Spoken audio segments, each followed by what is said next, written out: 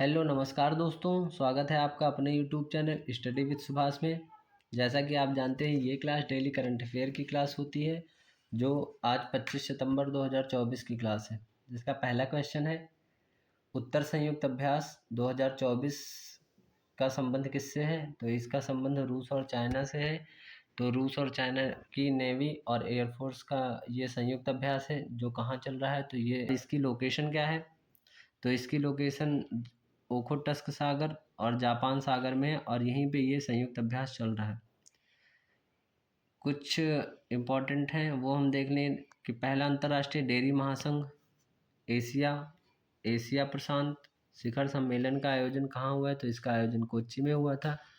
जबकि अगला जो इम्पोर्टेंट है, भारत सरकार ने संपूर्ण जीव जंतुओं की चेकलिस्ट के लिए पोर्टल लॉन्च किया है। तो उस पोर्टल का नाम क्या है? तो वो पोर्टल है सूची पोर्टल। नेक्स्ट क्वेश्चन की तरफ हम चलते हैं। वैश्विक जलवायु हानि व क्षति कोष का पहला निदेशक किसे नियुक्त किया गया है? तो इसका पहला निदेशक कौन बना है? इब्राहिमा शेख है। और इसकी घोषणा कब हुई थी? तो इसकी घोषणा की गई थी COP27 जो मिस्र के शर्म अल शेख में हुआ था। और इसका उद्देश्य क्या है? तो इसका उद्देश्य है विकासशील देशों में जलवायु परिवर्तन से हुए नुकसान की भरपाई है। कुछ इम्पॉर्टेंट अपॉइंटमेंट है, मतलब कुछ वर्ल्ड के इम्पोर्टेंट अपॉइंटमेंट हैं जो हम देख लें, जिसमें से पहला है ईरान के राष्ट्रपति कौन बने हैं? तो ईरान के राष्ट्रपति मसूद पेजेस्कियान बने हैं। जबकि दूसरे कौन हैं? तो दूसरा फ्रांस के प्रधानमंत्री जो मिशेल बर्नियर बने हैं। और श्रीलंका के राष्ट्रपति जो मैंने पिछली क्लास में बनाया था वो कौन बना है? तो वो है अनुरा कुमारा दिसानायके। और एसबीआई के चेयरमैन कौन बने? तो एसबीआई के चेयरमैन बने श्रीनिवासल्लू सेठी। तो ये 4 इम्पॉर्टेंट अपॉइंटमेंट हैं जो अभी हाल ही के हैं, ज़रूर देखिएगा, जो आने वाले एग्ज़ाम में इम्पॉर्टेंट हो सकते हैं। श्वेत क्रांति श्वेत क्रांति जो इसकी शुरुआत कब हुई थी? तो श्वेत क्रांति की शुरुआत 1970 में हुई थी। और इसके जनक कौन थे? तो इसके जनक थे वर्गीज कुरियन साहब। अब क्या किया गया है कि भारत सरकार के जो सहकारिता मंत्री हैं अमित शाह जी, उन्होंने श्वेत क्रांति 2.0 को लॉन्च किया है। जिसका उद्देश्य क्या है? तो जिसका उद्देश्य है महिला किसान की आय व रोजगार को बढ़ाना। और अभी भारत लगभग 600 लाख लीटर डेली दुग्ध उत्पादन करता है। और इस योजना के बाद में भारत ने अपना जो टारगेट बनाया है 1,000 लाख लीटर डेली दुग्ध उत्पादन को प्राप्त करना। और इससे संबंधित डेट है जो एग्जाम में अक्सर पूछे जाते हैं। विश्व दुग्ध दिवस कब मनाया जाता है? विश्व दुग्ध दिवस 1 जून को मनाया जाता है। जबकि राष्ट्रीय दुग्ध दिवस कब मनाया जाता है? तो ये 26 नवंबर को मनाया जाता है। नेक्स्ट क्वेश्चन देखते हैं हम। आत्मघाती ड्रोन शाहिद 136B और जिहाद बैलिस्टिक मिसाइल का अनावरण किसने किया है? तो इसका अनावरण किया है तो ईरान ने। आपको पता होगा कि ईरान की राजधानी क्या होती है? तो ईरान की राजधानी तेहरान है। और यही ईरान में ही एक स्थान पड़ता है रामसर, और यहीं पे रामसर कन्वेंशन हुआ था जो 2 फरवरी 1971 में हुआ था। और रामसर कन्वेंशन किससे संबंधित था? तो रामसर कन्वेंशन आर्द्रभूमि से संबंधित था। और भारत का जो पहला आर्द्रभूमि है वो चिल्का झील है जो उड़ीसा में स्थित है। फिर नेक्स्ट क्वेश्चन की तरफ हम देखते हैं। तो नेक्स्ट क्वेश्चन क्या है? 2024 का सर्वश्रेष्ठ कृषि राज्य पुरस्कार किसे मिला है? तो इसका सर्वश्रेष्ठ कृषि राज्य पुरस्कार मिला है महाराष्ट्र को। जबकि बागवानी के लिए सर्वश्रेष्ठ राज्य का पुरस्कार किसे मिला है 2024 का? तो वो मिला है नागालैंड को। नेक्स्ट क्वेश्चन की तरफ चलते हैं हम। हाल ही में मोदी जी को किस देश का सर्वश्रेष्ठ नागरिक सम्मान order of Saint Andrew the Apostle the first call, तो यह है इतना बड़ा नाम है ऑर्डर का जो हाल ही में मोदी जी को मिला है, यानी किसी देश का सर्वश्रेष्ठ नागरिक पुरस्कार है। तो मोदी जी को कहाँ का मिला है सर्वश्रेष्ठ नागरिक पुरस्कार?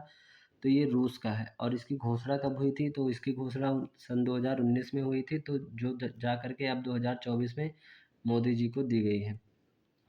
नेक्स्ट क्वेश्चन की तरफ चलते हैं हम। केंद्र सरकार की फर्जी न्यूज़, यहाँ पे न्यूज़ होगा तो न्यूज़ कर लीजिएगा आप लोग। तो केंद्र सरकार की फर्जी न्यूज़ की पहचान करने वाली तथ्य जांच इकाई किसने खारिज कर दिया?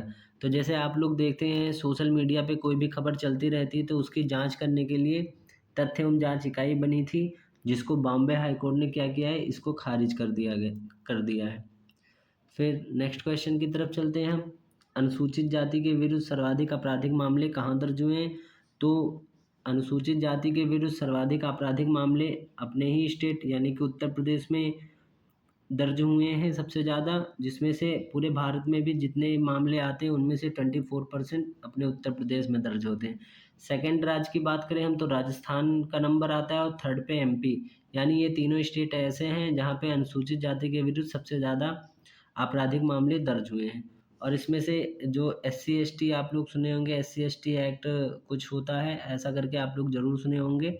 तो ये अधिनियम पारित कब हुआ था? तो ये अधिनियम 1989 से लागू है, जो अभी तक चल रहा है। नेक्स्ट क्वेश्चन की तरफ चलते हैं हम। अभी हाल ही में प्रकाशित 7वीं आवधिक श्रम बल सर्वेक्षण रिपोर्ट के अनुसार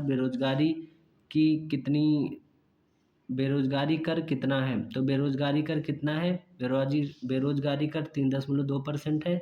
और बेरोजगार श्रम बल का, आप कह सकते हैं श्रम बल का क्राइटेरिया कितना होता है? तो 15 वर्ष से अधिक और 59 वर्ष तक के जितने भी लोग इस बीच में आते हैं वो लोग श्रम बल के भागीदार या श्रम बल की श्रेणी में आते हैं। और श्रम बल के भागीदारी में दर कितना है?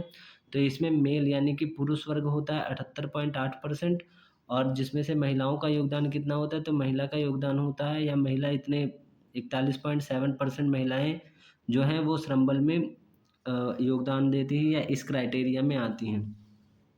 नेक्स्ट क्वेश्चन की तरफ हम चलते हैं।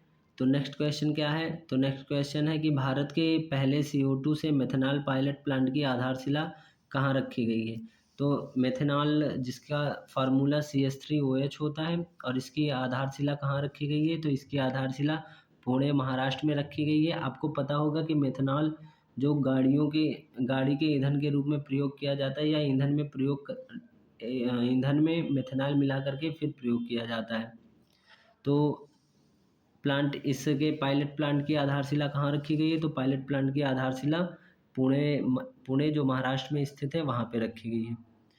नेक्स्ट क्वेश्चन की तरफ हम चलते हैं। तो 30वां एकलव्य पुरस्कार 2024 के लिए किसे चुना गया है? तो ये एकलव्य पुरस्कार है क्या? तो एकलव्य पुरस्कार उड़ीसा की सरकार के द्वारा दिया जाता है, जिसमें से इस बार 3 लोगों को मिला है, जिसमें प्रत्याशा रहे हैं जिनको तैराकी के इवेंट में मिला है, तन्वी शाह को बैडमिंटन में, और जयराम को धावक यानी कि एथलेटिक्स से संबंधित है और जो रनिंग का इवेंट करते हैं। और इन तीनों को 2024 का 32वां एकलव्य पुरस्कार दिया गया है।